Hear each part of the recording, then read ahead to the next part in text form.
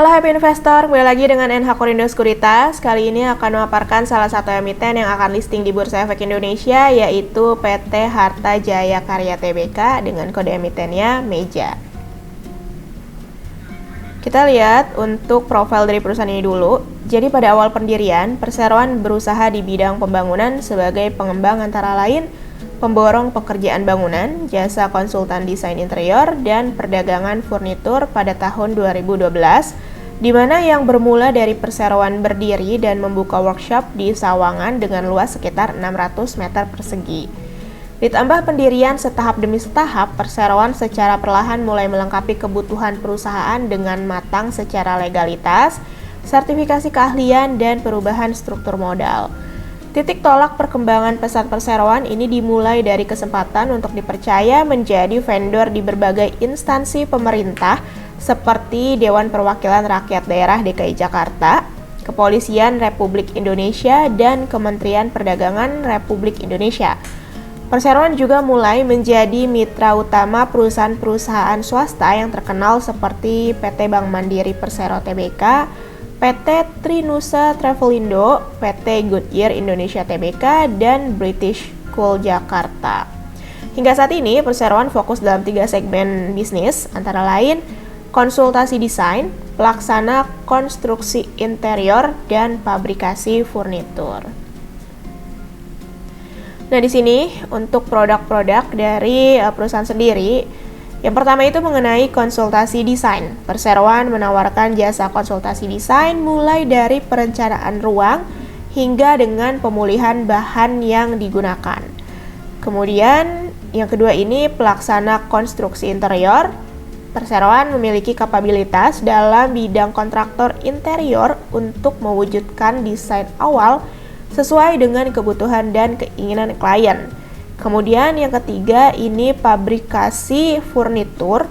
Perseroan menawarkan jasa pembuatan produk furnitur yang diproduksi secara khusus dan spesifik sesuai kebutuhan proyek dan permintaan klien, serta loose furniture yang tidak terpasang secara permanen dan mudah dipindahkan, misalnya meja, kursi, dan sofa.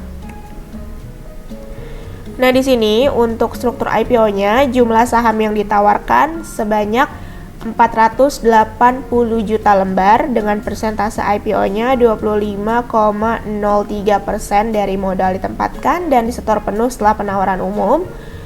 Kemudian untuk nilai nominalnya Rp20 per lembar, harga pelaksanaannya Rp100 hingga Rp103 per lembar.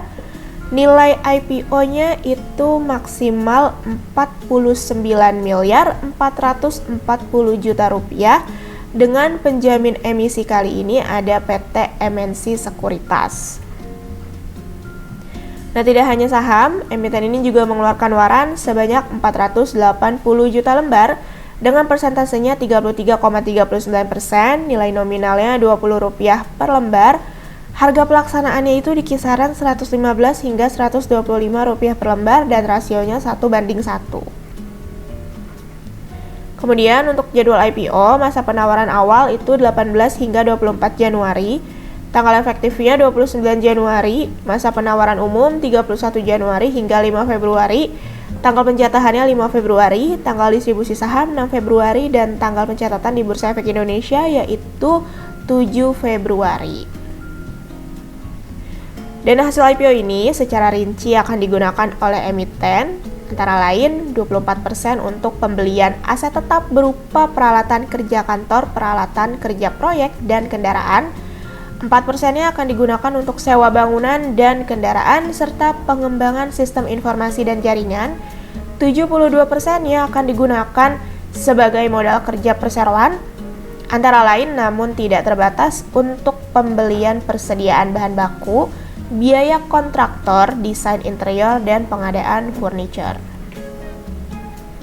Kemudian untuk keunggulan kompetitif yang dimiliki oleh emiten ini antara lain berpengalaman lebih dari 10 tahun di sektor jasa interior, kemudian memiliki jasa interior yang bersifat end-to-end, kemudian mengedepankan dan memenuhi kebutuhan klien secara detail.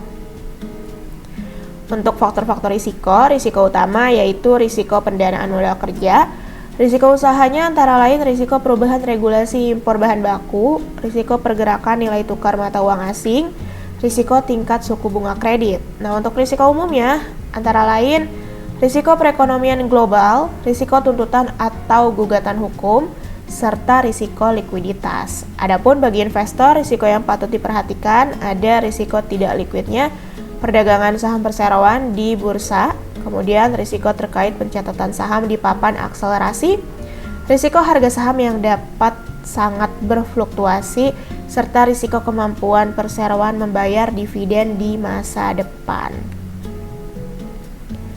Kemudian di sini ada key financial highlights. Yang pertama neraca keuangan, kita lihat rasio-rasio utamanya per 31 Juli 2023. Current ratio sebesar 2,34 kali, debt to asset rasionya sebesar 37,04% dan debt to equity rasionya sebesar 58,83%. Kemudian di sini ada laporan laba rugi. Kita lihat lagi rasio-rasio utamanya per 31 Juli 2023. Gross profit margin atau GPM tercatat 47,98%. Net profit margin atau NPM tercatat 17,15%. Return on assets tercatat 5,64%, return on equity tercatat 8,96%.